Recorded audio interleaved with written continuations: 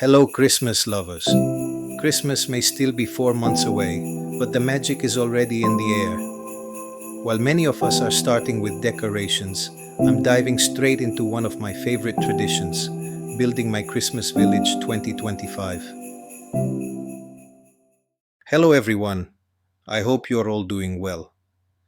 Back in episode 1, we paused at the second tunnel, right where the mountain was starting to take shape with paper. Now, we continue the adventure using the same technique.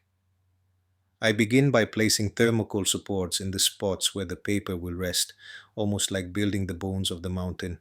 Then comes the fun part, crumpling craft paper, pressing it into place with hot silicone, and watching the rough, jagged forms of the mountain appear.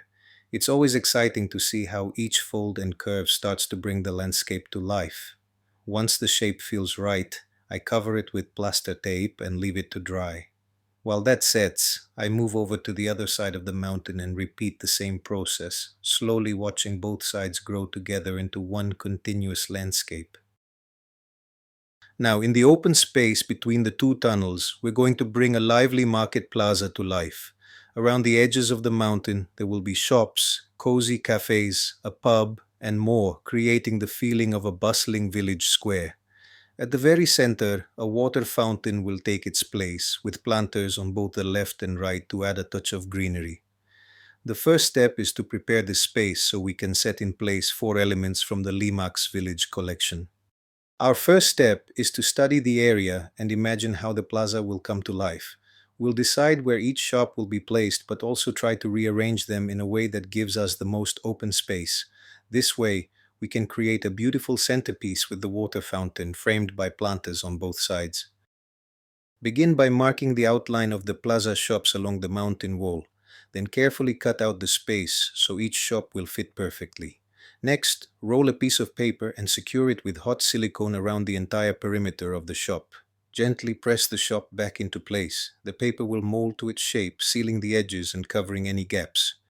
Once the paper is in place, wrap plaster tape around it, then gently press the shop back into position so the tape can capture its final shape. Leave it to dry, and soon the structure will be firm and ready for the next step. With the final layer of plaster applied, the area now takes on its finished look, smooth, solid, and ready for the next stage of transformation. Following the same process, we move to the other side of the mountain, shaping it with care before leaving it to dry.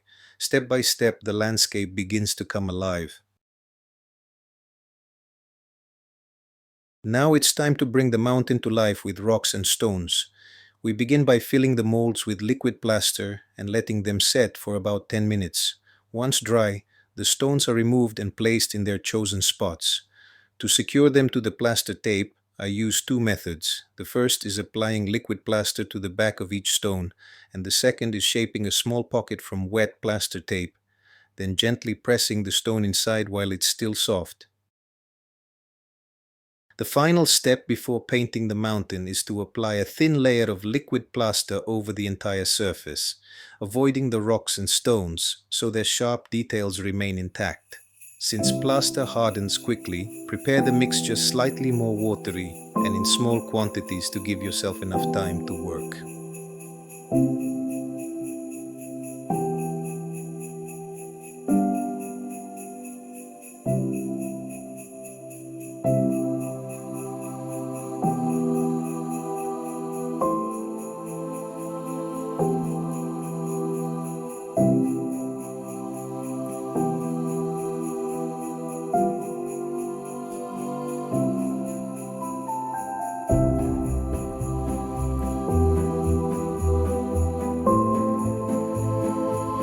After that, I'll move on to shaping the very top section at the back of the mountain. In this spot, I'm planning to place two beautiful Lemax pieces with a winter theme, Santa's Freeze Zone and the North Pole Fun Fair. These two will stand taller than any other building in my project, making them the highlight of the entire scene. The first step is to plan the pathway and make sure it connects the two buildings smoothly. To raise the level, I'm using old pieces of thermocol, and once the height is right, I'll shape and connect the pathway on top.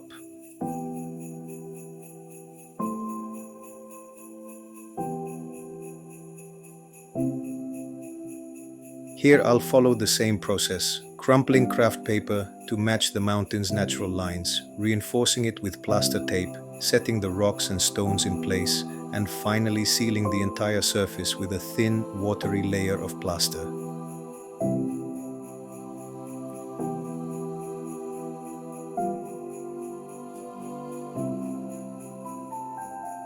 Since this will be the highest point, the whole area should look rocky and wild.